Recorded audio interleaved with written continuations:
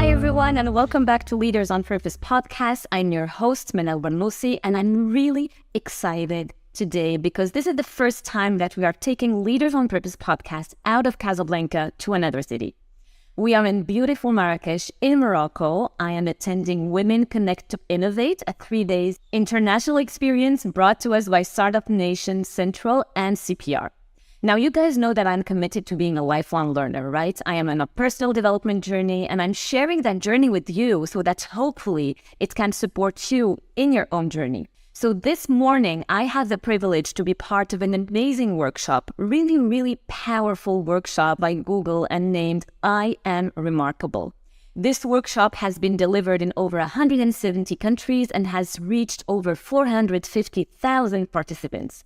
And so it is my privilege today to welcome the wonderful person that delivered that workshop to us. This morning, Mrs. Donna Raz Levy is Head of Public Affairs for Emerging Markets at Google. She works across South America, the Middle East, and Africa. Donna previously held a range of positions in the public and third sectors, and she is a proud mother of 3. Donna, hello, and welcome to Leaders on Purpose podcast. Hello, Manal. What a privilege to be here. Thank you so much. It's a privilege to have you on the show. First off, thank you for taking us through a real, raw, authentic, vulnerable moment this morning. You said a workshop without tears is a failure. Well, yours is definitely a success.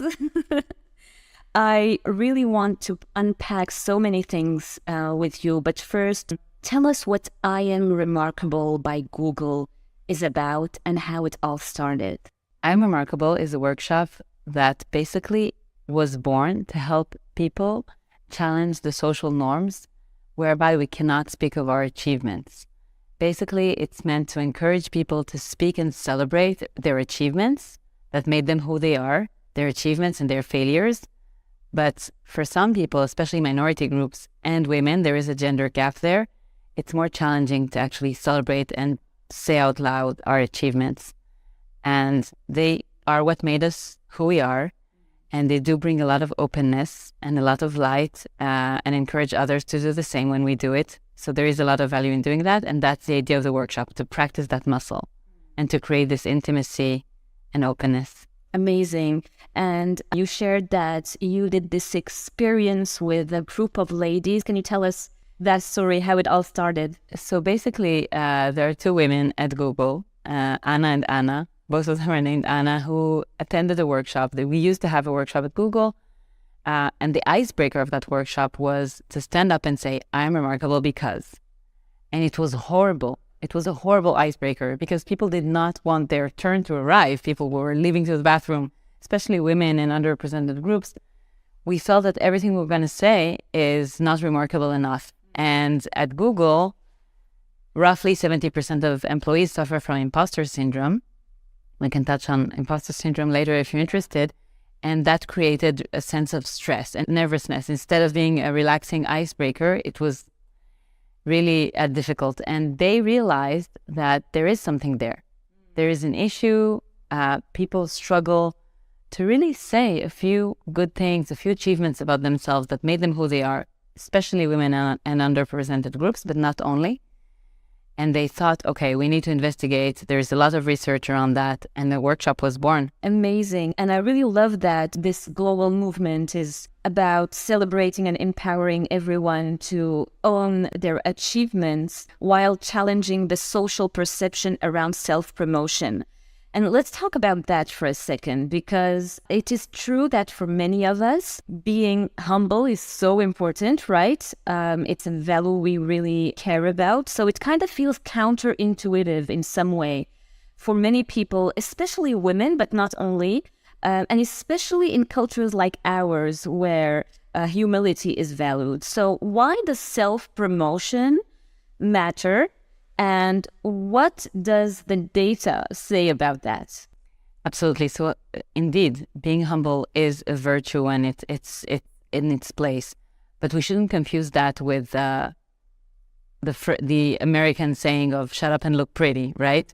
And we do have data, raw data, unfortunately, that says, and that's true for everyone, no gender disparity there, that people who self-promote have more visibility, are able to articulate their achievements, failures, they're more out there, they advance in their career much quicker, much faster than people who don't. And that's a fact. Then there's also the fact of creating a sense of intimacy and a sense of psychological safety and giving others the opportunity to also share openly. And people who do that create around them a lot of sense of openness, which has a lot of value. Then there's also the value of being able to counter the inner voice that is a negative inner voice.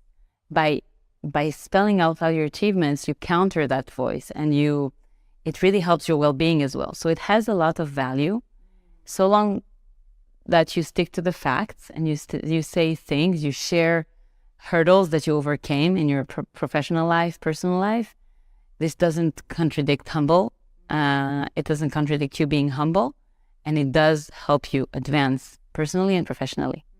And also something that you said that really stayed with me is that each time you're in that position, you picture yourself speaking in a room where your children, your kids are watching you, right? Yes, for me it was still hard, even though I knew the data and I knew that it was important for me to spell out my achievements and speak of what made me who I am, for better or worse. I still struggled. And then I found a technique that really helped me, and I always imagined that no matter where I am, my children are looking at me. They're in the room and they're looking at me. They're watching me. They want to see if I apologize. They want to see if I look in the eyes, if I speak with confidence, and how do I present myself? What do I say about myself? And the fact that I imagine that one day they'll be listening to this podcast or one day they'll actually be in the room, they will learn a lot from this, and it will impact how they present themselves to the world. Absolutely, yeah, 100%. And to be honest, that's something I struggled with a lot also. And before I launched the podcast, one thing that really helped me is exactly what you're saying here. It's not about me. It's about the message I am conveying. It's about inspiring and helping other people. And I started reading a lot about that and trying to understand where it comes from. And actually, there was an interesting point of view saying that ego is both ways. It's both sides. Ego is that part of us that needs to be under the spotlight, but also ego is the part of us that is trying to hide, because we need to get over ourselves and be, serving the message, helping other people. Wonderful. Thank you for sharing that. And earlier you mentioned the imposter syndrome. We talked about that a lot also this morning. And how could you define it to our audience, and what can you recommend to get past that? Yeah, so imposter syndrome is a condition where you feel a lot of self-doubt, and it causes nervousness. Sometimes in extreme cases, it can also cause depression, and self-doubt also in areas where you usually excel. So it can be situations where you feel everyone is smarter than you in the room, in the workplace, and you're not sure how long you'll stay here, if someone will actually see that you're not as smart, and you always feel a lot of self-doubt. And that's an actual condition. It's been defined by psychologists. And several years ago, it was tested, and at Google, it was uncovered that actually 70% plus people do suffer from imposter syndrome, and it's pretty common in many places. How to combat it? So in terms of overcoming it, there is no one-trick pony, but I will say what works for me. First of all, it's recognizing it. It took me a while to even realize that this is imposter syndrome that I'm experiencing. When is that self-doubt crawling up? And so recognizing it is the first step. And once it crawls up, to sharpen your own pitch to yourself, of reminding yourself why you're actually here and you earned it. And there's a reason why it's you there leading that, or sitting in that meeting, or doing whatever it is that you chose to do. And an example for me that's helpful when I often, with my journey, hopefully less and less, but it does crawl up when I sit sometimes in a meeting with people who are PhDs in computer science, engineers, physicians, and I all of a sudden feel, what am I? Everyone here is a PhD, or everyone is smarter, and sometimes I doubt myself and I feel, why am I here? So I sharpen my pitch and I remind myself there's no one else in the room who speaks 5 languages and who has this specific curriculum and know-how and who knows geopolitics of the region like I do, and why am I in the room? So I do this, and then I breathe, and more often than not, it helps. Amazing. It's like a muscle you keep practicing and building. I want to bring on another topic that really resonated with me this morning, which is psychological safety. And the importance of creating psychological safety at work, within the family, everywhere, really. How do we create psychological safety around us, and why is it important? Amazing. So it's proven by research broadly that in places where there is psychological safety, people thrive. Children in families with psychological safety thrive and excel. Teams at work will do much better work when they feel safe, that they can share, and there's a lot of open culture. And then problems are spotted early on, and there's a lot of benefits to psychological safety. In order to create it, I find that being vulnerable is extremely important, because anyone, not only the leader of that team or the parents in the family or the more dominant people, anyone on the team who is creating this sense of vulnerability, openness, candidness, sharing really openly their hardships, their achievements, their failures, this creates a lot of psychological safety. Also, the recognition that we all have unconscious bias, and we really need to make sure that we have people different from us around us in order to challenge our perspectives. That's the healthiest thing that can be. That creates a lot of psychological safety. But it's very delicate, and it's hard to build, and it's easy to break. Yeah, like trust. Like trust, absolutely. And speaking about unconscious bias, the video you shared is really powerful. I'll link that in the notes of the episode for you guys to see. And it's really something we need to keep an eye on and catch ourselves, because that unconscious bias can be really everywhere. Also, something that struck me that you shared based on data is that women have less tolerance than men for other women promoting themselves. How do you explain that? And what would you recommend in those types of situations? There is research that shows that some women dislike women who promote themselves. And maybe it's because women have a harder time doing it. So when someone does it, it's a mix of envy, maybe jealousy, or maybe just it contradicts social norms of, shut up and look pretty. And there is research that found that women have more difficulty with that when other women actually do promote themselves. And I think that an important thing is to actually remind ourselves that as women, we have a really big role in pushing and taking up other women. If it's women in politics, to encourage others to participate and to show up, if it in all fields of life, really. So I think that we should be extra mindful when we sometimes feel some irritation when someone says something. We should be extra careful and think, maybe, even if it sounds difficult to us, maybe there's a reason why that person is saying that. Maybe we should go for a follow-up question, try and understand the root of what that person meant to say. And have a lot of patience in general, human beings, because there are a lot of unconscious bias. Sometimes it's not even their first language. I'm speaking right now in my third language. And they're not able sometimes to say exactly what they meant to say. So come with really an open heart and mind towards individuals and human beings in general is very recommended.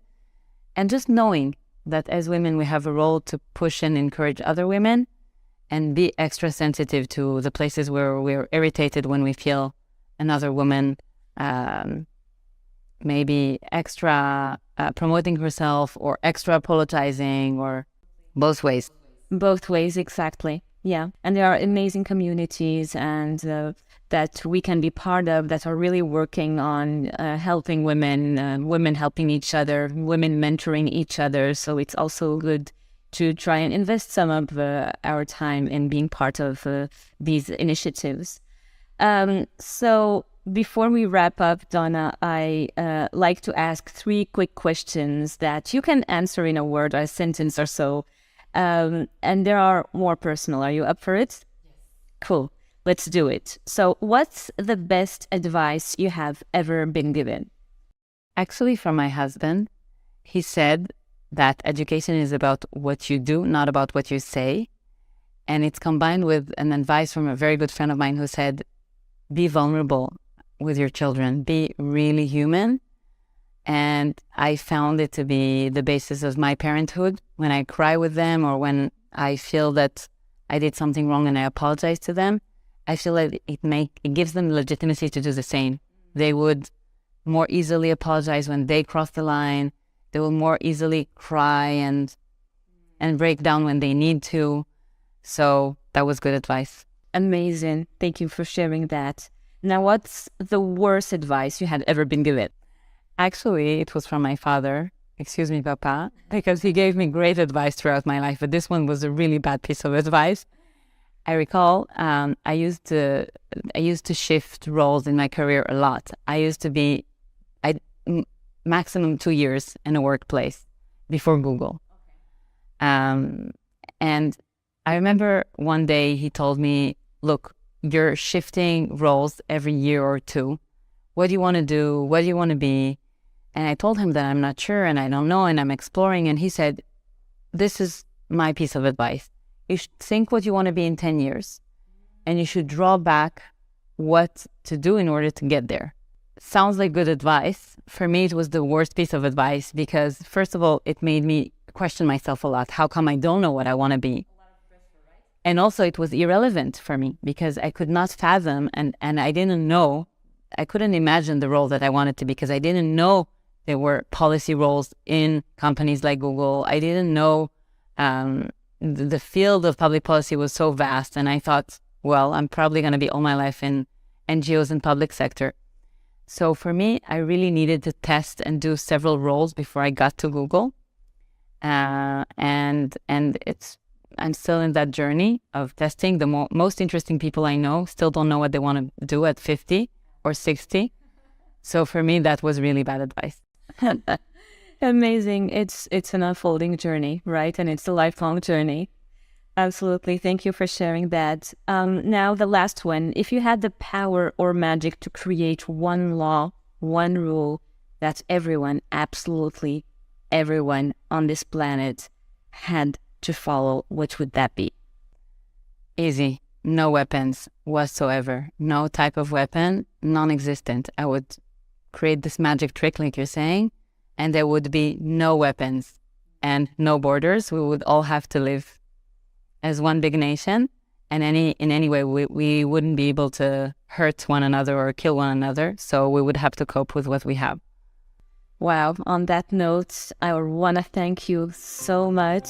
Donna, you are remarkable. Thank you, Manal. Thank you for sharing. Thank you for your time. And I hope to see you really soon. And thank you for being an inspiration, for living your dream. Thank you so much.